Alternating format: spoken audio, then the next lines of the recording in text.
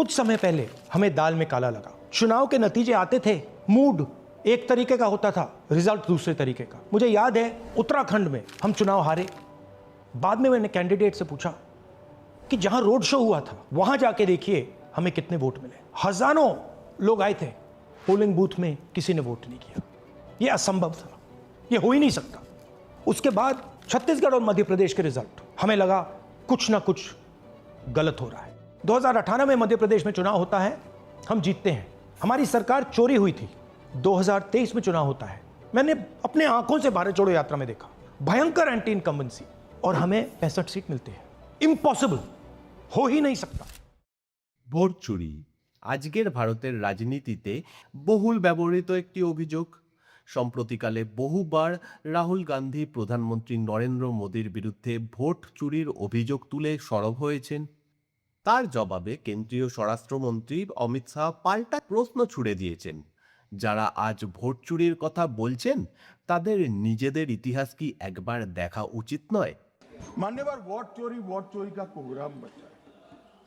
मैं वोट चोरी किसको कहते हैं वो बताना चाहता हूं। वोट चोरी के 3 आयाम हैं। एक तो मतदाता नहीं है, मतलब योग्यता नहीं है, और आप वोटर बन जाते हो तो वोट चोरी माना जाएगा। दूसरा, आप गलत प्रकार से चुनाव जीतते हो तो वोट चोरी माना जाएगा।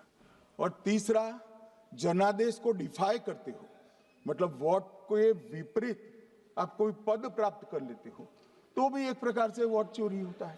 अब मैं 3 वोट चोरी की घटनाएं बताना चाहता हूं। सबसे पहली घटना हुई आजादी के बाद देश का प्रधानमंत्री तय करना था।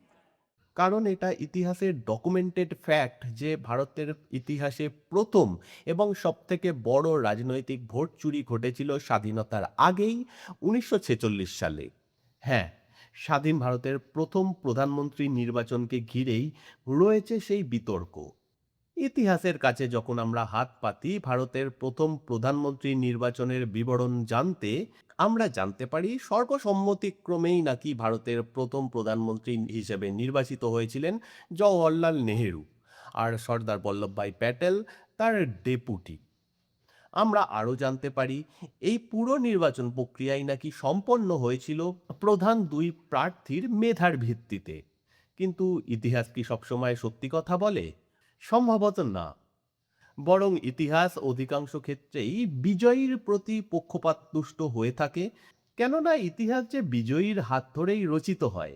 আনুষ্ঠানিক ইতিহাসে এই বিষয়টি সাধারণত উজ্জ্ব থাকে কিংবা স্থান পায় বড়জোর ফুটনোট হিসেবে, যে নেহেরুর প্রধানমন্ত্রী নির্বাচিত হওয়ায় সরাসরি হস্তক্ষেপ ছিল মহাত্মা গান্ধীর, এবং জনমত মূলত ছিল সর্দার বল্লভভাই প্যাটেলের পক্ষে, কেননা তিনি তৎকালীন সময়ে বিবেচিত হতেন স্বাধীন ভারতের প্রথম প্রধানমন্ত্রী পদের সবচেয়ে যোগ্য ব্যক্তি হিসেবে। কিন্তু তাহলে কেন শেষ পর্যন্ত সর্দার বল্লভভাই প্যাটেলের প্রধানমন্ত্রী হওয়া হলো না? কেন তার বদলে গান্ধীজি বেছে নিয়েছিলেন নেহেরুকে? এসব প্রশ্নের জবাব পেতে আমাদের ফিরে যেতে হবে 1946 সালে। 1946 সাল ভারতের ইতিহাসের জন্য গুরুত্বপূর্ণ, কেননা ততদিনে মোটামুটি পরিষ্কার হয়ে গিয়েছিল যে ভারতের স্বাধীনতা লাভ শুধু সময়ের অপেক্ষা। ইতিমধ্যে দ্বিতীয় বিশ্বযুদ্ধের সমাপ্তি ঘটেছিল, কিন্তু সেই যুদ্ধ ব্রিটেনের ওপর এতটাই প্রভাব ফেলেছিল যে ব্রিটিশ শাসকরা ভারতীয়দের হাতে ক্ষমতা বুঝিয়ে দিয়ে স্বদেশে ফিরে যাওয়ার চিন্তাভাবনা শুরু করে দিয়েছিলেন। তবে তার আগে একটি অন্তর্বর্তীকালীন সরকার গঠনের সিদ্ধান্ত চূড়ান্ত হয়েছিল, যেটির প্রধান হবেন কংগ্রেসের প্রেসিডেন্ট। যেহেতু 1946 সালের নির্বাচনে কংগ্রেসই সর্বোচ্চ আসন জয়লাভ করেছিল সেই কারণে, এবং সেই সময় হঠাৎ করে কংগ্রেসের প্রেসিডেন্ট পদটি অন্য যে কোনো সময়ের চেয়ে বেশি গুরুত্বপূর্ণ হয়ে উঠেছিল, কারণ নতুন কংগ্রেসের প্রেসিডেন্টই হবেন স্বাধীন ভারতের প্রথম প্রধানমন্ত্রী। ওই সময় কংগ্রেসের প্রেসিডেন্ট ছিলেন মৌলানা আবুল কালাম আজাদ। আসলে বিগত 6 বছর ধরে তিনিই ছিলেন দলটির প্রেসিডেন্ট, কারণ 1940 সালে ভারত ছাড়ো আন্দোলনের পর থেকে কংগ্রেসের প্রেসিডেন্ট পদে নির্বাচনই হয়নি। তাছাড়া এর মধ্যে দ্বিতীয় বিশ্বযুদ্ধ যেমন চলছিল পুরোদমে, তেমনি অধিকাংশ নেতাই ছিলেন জেলবন্দি। নতুন করে কংগ্রেসের প্রেসিডেন্ট নির্বাচনের ঘোষণা আসা মাত্রই মৌলানা আজাদ ইচ্ছা পোষণ করেছিলেন নতুন দফায় প্রেসিডেন্ট পদ লাভের। কেননা তার মনে যথেষ্ট আকাঙ্ক্ষা ছিল ভারতের প্রধানমন্ত্রী হওয়ার। তাছাড়া দলের মধ্যে অনেকেও তাকেই নতুন প্রেসিডেন্ট হিসেবে দেখতে চেয়েছিলেন। তাই পরবর্তীতে তিনি তার আত্মজীবনীতে লিখেছেন, স্বাভাবিকভাবেই প্রশ্ন উঠেছিল যে নতুন করে কংগ্রেসের নির্বাচন হওয়া এবং একজন নতুন প্রেসিডেন্ট বেছে নেওয়া উচিত কি না। বিষয়টি সংবাদ মাধ্যমে উত্থাপিত হতেই একটি সাধারণ চাহিদাও সামনে এসেছিল, যেন আমি আর এক মেয়াদে প্রেসিডেন্ট হিসেবে নির্বাচিত হই। তবে মৌলানা আজাদের পুনর্নির্বাচিত হওয়ার স্বপ্ন খুব একটা দীর্ঘস্থায়ী হতে পারেনি। গান্ধীজি সাফ জানিয়ে দিয়েছিলেন তিনি মৌলানা আজাদকে দ্বিতীয় মেয়াদে কংগ্রেসের প্রেসিডেন্ট হওয়া সমর্থন করেন না। এই কথা শুনে অনিচ্ছা সত্ত্বেও মৌলানা আজাদকে তা মেনে নিতে হয়। এদিকে গান্ধীজি আরও একটি ব্যাপারে তখনও স্পষ্ট করে দিয়েছিলেন যে কংগ্রেসের প্রেসিডেন্ট পদে তার পছন্দের ব্যক্তি নেহেরু। কংগ্রেসের নতুন প্রেসিডেন্ট তথা ভারতের প্রথম প্রধানমন্ত্রী মনোনয়নের শেষ দিন ধার্য হয়েছিল 1946 সালের 29শে এপ্রিল। মনোনয়নে অংশ নেওয়ার কথা ছিল 15 প্রদেশ কংগ্রেস কমিটির। সেখানে দেখা গিয়েছিল নেহেরুর প্রতি গান্ধীজির সমর্থন থাকলেও একটি কংগ্রেস কমিটির পক্ষ থেকেও নেহেরুর নাম মনোনীত হয়নি। অন্যদিকে 15টির মধ্যে 12টি কংগ্রেস কমিটি মনোনীত করেছিল সর্দার প্যাটেলকে। বাকি 3টে কংগ্রেস কমিটি কারোর নামই দেয়নি। সুতরাং তর্কাতীতভাবেই দলের সংখ্যাগরিষ্ঠের সমর্থন ছিল সর্দার প্যাটেলের পক্ষে। এদিকে গান্ধীজির জন্য গোটা পরিস্থিতিটি হয়ে উঠেছিল অত্যন্ত চ্যালেঞ্জিং। তিনি ভালো করেই জানতেন কংগ্রেস ওয়ার্কিং কমিটির সদস্যদের কোনো অধিকারই নেই প্রেসিডেন্ট নির্বাচনে নিজেদের পছন্দের প্রার্থী মনোনয়নের। তারপরেও তিনি আচার্য জে.বি. কৃপালিনীকে নির্দেশ দিয়েছিলেন কংগ্রেস ওয়ার্কিং কমিটি থেকে নেহেরুর জন্য কতিপয় সমর্থক গোষ্ঠী নিয়ে আসার। আর কৃপালিনীও গান্ধীজির বাধ্য অনুসারীর মতো কংগ্রেস ওয়ার্কিং কমিটির কয়েকজন সদস্যকে রাজি করিয়ে ফেলেছিলেন যে তারা প্রেসিডেন্ট পদের জন্য নেহেরুর নাম প্রস্তাব করেন। দলীয় বিধি মোতাবিক কাজটি ছিল নীতিবিরুদ্ধ, তারপরেও গান্ধীজি তা করেছিলেন। তবে তিনি তখন তলে তলে নেহেরুকেও প্রকৃত বাস্তবতা বোঝানোর চেষ্টা চালিয়ে যাচ্ছিলেন। তিনি বিভিন্ন কারণ দেখিয়েছিলেন যে কেন অধিকাংশ কমিটি নেহেরুকে মনোনীত করেননি, কেন ওয়ার্কিং কমিটিরও হাতে গোনা অল্প কয়েকজন সদস্য তাকে মনোনীত করেছেন। তবে গান্ধীজির এইসব কথা শুনেও নিজের সিদ্ধান্তে অটল ছিলেন সেদিন নেহেরু। জানিয়েছিলেন তিনি অন্য কারোর অধীনে কাজ করবেন না। শেষ পর্যন্ত নেহেরুর একগুঁয়েমিতে হার মানতে হয়েছিল গান্ধীজিকে। নেহেরুকে আর কিছু না বলে তিনি বরং সর্দার প্যাটেলকে বলেছিলেন নাম প্রত্যাহার করে নেওয়ার জন্য। সর্দার প্যাটেল গান্ধীজিকে প্রচণ্ড শ্রদ্ধা করতেন, তাই গান্ধীজির কথা মনঃপুত না হলেও তিনি কোনো আপত্তি ছাড়াই সেই কথা মেনে নিয়েছিলেন। আর এইভাবেই ভোটে হারার পরেও পণ্ডিত জওহরলাল নেহেরুর জন্য পরিষ্কার হয়ে গিয়েছিল ভারতের প্রথম প্রধানমন্ত্রী হওয়ার পথ। আর এখানেই থেকে যায় বিশাল বড় একটা খটকা। কেন গান্ধীজি সর্দার প্যাটেলপন্থী বিপুল সমর্থক গোষ্ঠীকে অগ্রাহ্য করেছিলেন?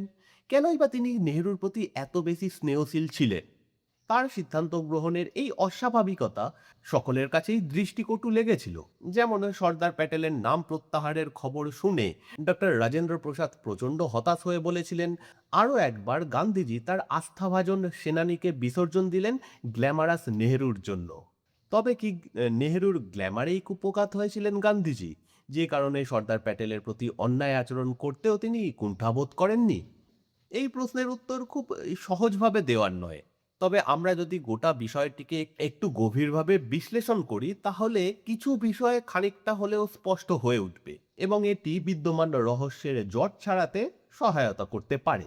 সবচেয়ে গুরুত্বপূর্ণ বিষয় হলো নেহেরুর প্রতি গান্ধীজির সেই শুরু থেকেই এক প্রকার দুর্বলতা ছিল। তাই শুধু 1946 সালেই নয়, এর আগেও অন্তত দুবার তিনি নেহেরুর জন্য সর্দার প্যাটেলকে বঞ্চিত করেছিলেন। সেই দুই ঘটনা ঘটেছিল 1929 এবং 1937 সালে। মূলত এই কারণেই ডক্টর প্রসাদ আরও একবার শব্দযুগল ব্যবহার করেছিলেন। সম্ভবত নেহেরুর প্রতি গান্ধীজির চিরন্তন মুগ্ধতার কারণ নেহেরুর আধুনিক দৃষ্টিভঙ্গি। সেই তুলনায় সর্দার প্যাটেল কিছুটা গোড়াই বলা যেতে পারে।